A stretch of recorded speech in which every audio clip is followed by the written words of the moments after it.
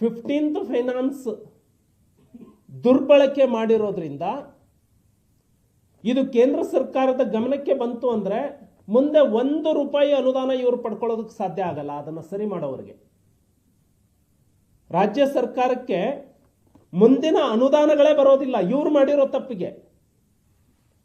ಕಮಿಷನರ್ಗೆ ನಮ್ಮ ಗ್ರಾಮ ಪಂಚಾಯಿತಿ ಅಧ್ಯಕ್ಷರ ಸದಸ್ಯರ ಒಕ್ಕೂಟದಿಂದ ಅರ್ಜಿಯನ್ನ ಕೊಟ್ಟಿದ್ದಾರೆ. ಇಲ್ಲಿಯವರೆಗೆ ಕಮಿಷನರ್ ಉತ್ತರವನ್ನ ಕೊಟ್ಟಿಲ್ಲ. ಯಾಕೆ ಅಂದ್ರೆ ರೈಟಿಂಗ್ ಅಲ್ಲಿ ಸಿಕ್ಕಾಕೊಳ್ತಾರೆ ಇವರೆಲ್ಲ.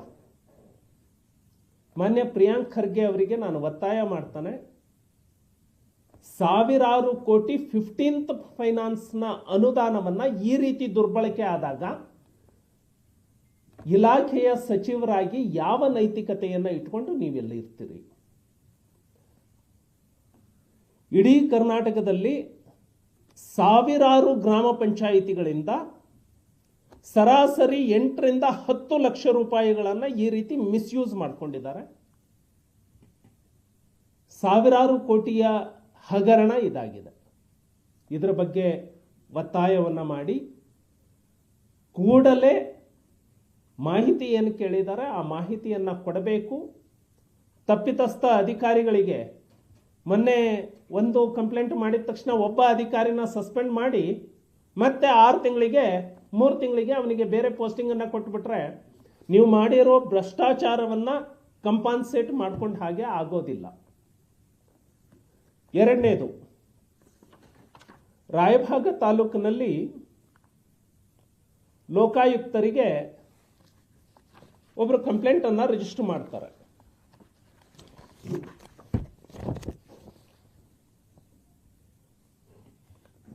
ಲೋಕಾಯುಕ್ತರಿಗೆ ಕಂಪ್ಲೇಂಟ್ ಮಾಡಿ ಒಟ್ಟು 52 ಕಾಮಗಾರಿಗಳು. ಇದು ಕೇವಲ ಒಂದು ಗ್ರಾಮ ಪಂಚಾಯಿತಿ ಹೇಳ್ತಾ ಇದ್ದಾನೆ. ಗ್ರಾಮೀಣ ಅಭಿವೃದ್ಧಿ ಇಲಾಖೆ ಕರ್ನಾಟಕದಲ್ಲಿ ಯಾವ ರೀತಿ ಕೆಲಸ ಮಾಡ್ತಾ ಇದೆ, ಪ್ರಿಯಾಂಕ್ ಖರ್ಗೆ ಅವರ ಇಲಾಖೆ ಯಾವ ರೀತಿ ಕೆಲಸ ಮಾಡ್ತಾ ಇದೆ ಅನ್ನೋದಕ್ಕೆ ಇದು ಉದಾಹರಣೆ. 52 ಕಾಮಗಾರಿಗಳು ಹೆಚ್ಚು ಕಡಿಮೆ ಒಂದು ಗ್ರಾಮ ಪಂಚಾಯಿತಿಯಲ್ಲಿ 10 ರಿಂದ 12 ಕೋಟಿಯ ಹಗರಣ. ಒಂದು ಗ್ರಾಮ ಪಂಚಾಯಿತಿ.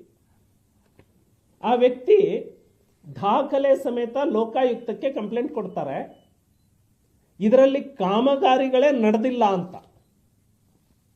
ಅದಕ್ಕೆ ಉತ್ತರವನ್ನ ಹೇಗೆ ಬರೀತಾರೆ ಅಂದ್ರೆ ಇವರು, ಉದಾಹರಣೆಗೆ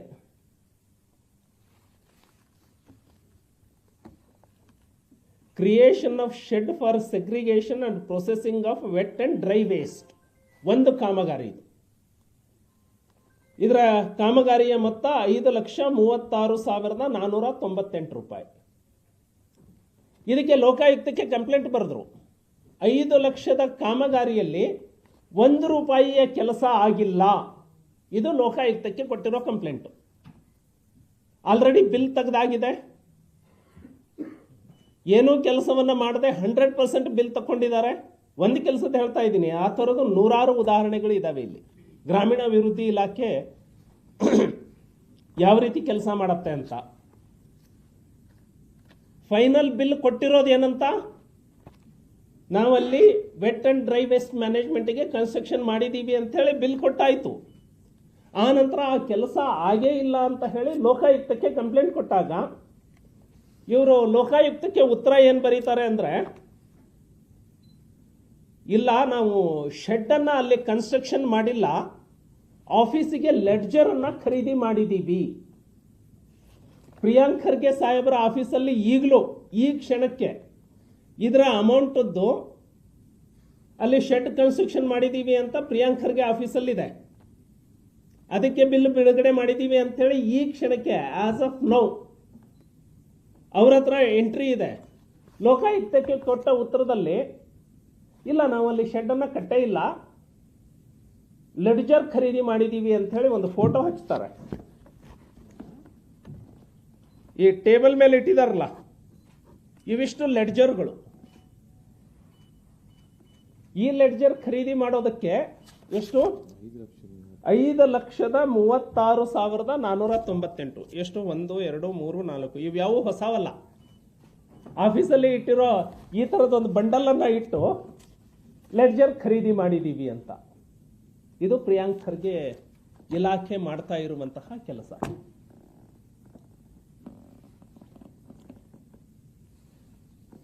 ಪ್ರಿಯಾಂಕ್ ಖರ್ಗೆ ಆಫೀಸಲ್ಲಿ ಇವತ್ತಿಗೂ 2021 15th ಫೈನಾನ್ಸ್ ಕಮಿಷನ್ನದ್ದು ಕ್ಯಾಟಲ್ ಟ್ರಫ್ ಕನ್ಸ್ಟ್ರಕ್ಷನ್ ಮಾಡಿದ್ದೀವಿ ಅಂತ ಇದೆ. ಲೋಕಾಯುಕ್ತದವರು ಕೇಳಿದ್ದಾರೆ, ನೀವು ಈ ಕಾಮಗಾರಿಯನ್ನ ಮಾಡಿಲ್ಲ ಅಂತ ಹೇಳಿ ನಿಮ್ಮ ಮೇಲೆ ಕಂಪ್ಲೇಂಟ್ ಕೊಟ್ಟಿದ್ದಾರೆ, ಇದಕ್ಕೆ ನಿಮ್ಮ ಸ್ಪಷ್ಟೀಕರಣ ಏನು ಅಂತ ಹೇಳಿದಾಗ ಇವರು ಇಲ್ಲ ವೆಹಿಕಲ್ ಅನ್ನ ರಿಪೇರಿ ಮಾಡಿದ್ದೀವಿ ಅಂತ ಹೇಳಿ ಒಂದು ವೆಹಿಕಲ್ನ ಫೋಟೋ ಹಾಕಿದ್ದಾರೆ. ಆ ವೆಹಿಕಲ್ ಅದ್ರದ್ದು ನಂಬರ್ ಇಲ್ಲ, RC ಬುಕ್ ಇಲ್ಲ, ಏನ್ ರಿಪೇರಿ ಮಾಡಿದ್ದಾರೆ ಅನ್ನೋದಿಲ್ಲ. ಆಮೇಲೆ ವೆಹಿಕಲ್ ರಿಪೇರಿಗೆ ಬಿಲ್ ಕೊಡೋನು ಸಿವಿಲ್ ಕಾಂಟ್ರಾಕ್ಟರ್, ಯಾವ ಮೆಕ್ಯಾನಿಕ್ ಅಲ್ಲ, ಸಿವಿಲ್ ಕಾಂಟ್ರಾಕ್ಟರು ವೆಹಿಕಲ್ ರಿಪೇರಿಗೆ ಬಿಲ್ ಕೊಡ್ತಾರೆ.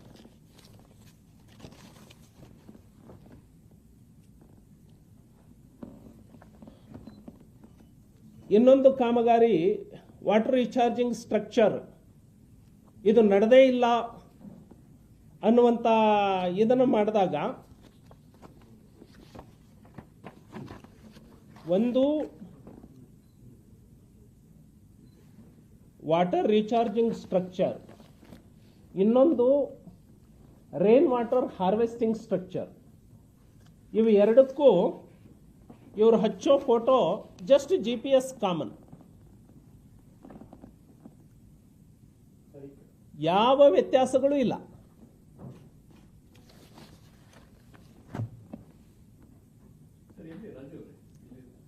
ಇದು ಬೆಳಗಾವಿ ಜಿಲ್ಲೆಯಲ್ಲಿ ರಾಯಬಾಗ್ ತಾಲೂಕಿನಲ್ಲಿ.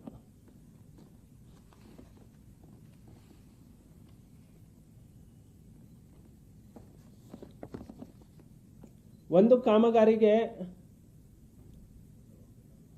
ಅಬಾಂಡೋನ್ಡ್ ಬೋರ್ವೆಲ್ ರೀಚಾರ್ಜಿಂಗ್ ಅಂತಾರೆ, ಇನ್ನೊಂದು ಕಾಮಗಾರಿಗೆ ರೇನ್ ವಾಟರ್ ಹಾರ್ವೆಸ್ಟಿಂಗ್ ಅಂತ ಹೇಳ್ತಾರೆ.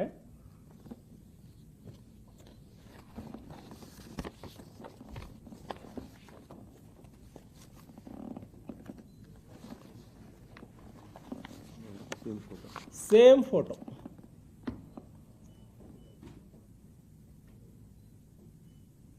ಯಾವ ಆಧಾರದ ಮೇಲೆ 15th ಫೈನಾನ್ಸ್ನ ಈ ಗ್ರಾಂಟ್ ಅನ್ನ, ಅಂದ್ರೆ ಟೈಡ್ ಗ್ರಾಂಟ್ ಅನ್ನ ₹1 ಡೈವರ್ಟ್ ಮಾಡೋದಕ್ಕೆ ಬರೋದಿಲ್ಲ. ನೀವು ವಾಟರ್ ಸಪ್ಲೈಗೆ ಅಂತ ಹೇಳಿ ಇದ್ರೆ ಅದನ್ನು ವಾಟರ್ ಸಪ್ಲೈಗೆ ಮಾಡಬೇಕು. ಸ್ಯಾನಿಟೇಷನ್ಗೆ ಅಂತ ಇದ್ರೆ ಅದನ್ನು ಸ್ಯಾನಿಟೇಷನ್ಗೆ ಮಾಡಬೇಕು. ₹1 ಸಂವಿಧಾನದ ಪ್ರಕಾರ 73rd ಅಮೆಂಡ್ಮೆಂಟ್ ಪ್ರಕಾರ ಬದಲಾವಣೆ ಮಾಡೋದಕ್ಕೆ ಅವಕಾಶನೇ ಇಲ್ಲ. ಫೆಡರಲ್ ಸ್ಟ್ರಕ್ಚರ್ಗೆ ಪೆಟ್ಟನ್ನು ಕೊಟ್ಟಂಥದ್ದು, ಒಕ್ಕೂಟ ವ್ಯವಸ್ಥೆಯನ್ನೇ ಬುಡಮೇಲು ಮಾಡುವಂಥದ್ದು. ಇಷ್ಟು ದೊಡ್ಡ ಹಗರಣ ಇಟ್ಕೊಂಡ ಮೇಲೆ 15th ಫೈನಾನ್ಸ್ ಗ್ರಾಂಟ್ ಕರ್ನಾಟಕಕ್ಕೆ ಹೇಗೆ ಬರುತ್ತೆ? ಇದನ್ನ ಪ್ರಿಯಾಂಕ್ ಖರ್ಗೆ ಅವರು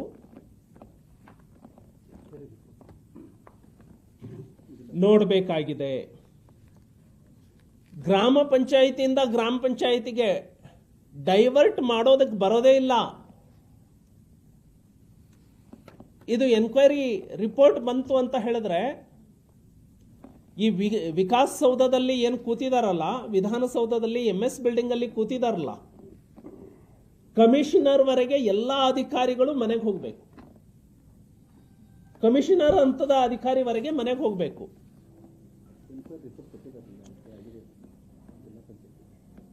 ಎನ್ಕ್ವೈರಿ ರಿಪೋರ್ಟ್ ಮಾಡಿದ್ದಾರೆ.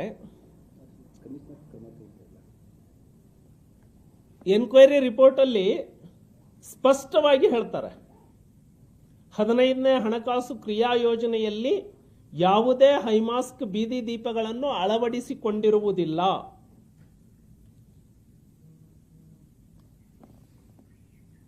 ಈ ಗ್ರಾಮ್ ಸ್ವರಾಜ್ ತಂತ್ರಾಂಶದಲ್ಲಿ ನಿಗದಿಪಡಿಸಿದ ಅನುದಾನಕ್ಕಿಂತ ಹೆಚ್ಚುವರಿ ಅನುದಾನ ಜಮೆಯಾಗಿರುವುದನ್ನು ಗಮನಿಸಲಾಯಿತು. ಅಂದ್ರೆ ಇವರೇ ಒಪ್ಕೊಂಡ್ರು,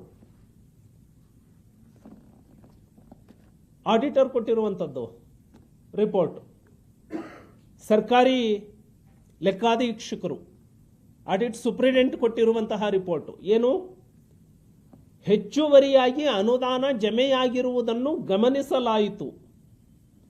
ಪಂಚಾಯಿತಿ ಅನುಮತಿ ಇಲ್ಲದೆ ಕಾರ್ಯನಿರ್ವಹಿಸುತ್ತಿರುವುದು ನಿಯಮಬಾಹಿರ. ಸ್ಪಷ್ಟನೆಯನ್ನು ಪಡೆಯಬಹುದಾಗಿದೆ. ಆಡಿಟ್ ಸೂಪ್ರಿಡೆಂಟ್ ಇಲಾಖೆಯ ಮೇಲೆ ಅಬ್ಸರ್ವೇಷನ್ ಮಾಡಿದ್ರೆ ಇಲ್ಲಿಯವರೆಗೆ ಕಮಿಷನರ್ ಅದರ ಮೇಲೆ ಕ್ರಮವನ್ನು ತೆಗೆದುಕೊಳ್ತಾ ಇಲ್ಲ.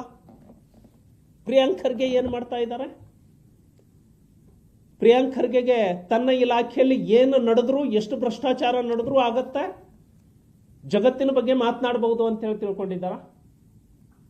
ಹಾಗಾಗಿ ಮೊದಲನೇದಾಗಿ ತಕ್ಷಣಕ್ಕೆ ನಾನು ಪ್ರಿಯಾಂಕ್ ಖರ್ಗೆ ಅವರಿಗೆ ಒತ್ತಾಯ ಮಾಡ್ತಾನೆ, ಇಂಥವ್ರ ಕಡೆ ಎನ್ಕ್ವೈರಿ ಮಾಡಿಸಿ ಅಂತೇಳಿ ಹೇಳೋದೇ ಇಲ್ಲ. ನಿಮಗೆ ಬೇಕಾದವ್ರ ಕಡೆ ಎನ್ಕ್ವೈರಿ ಮಾಡಿಸಿ.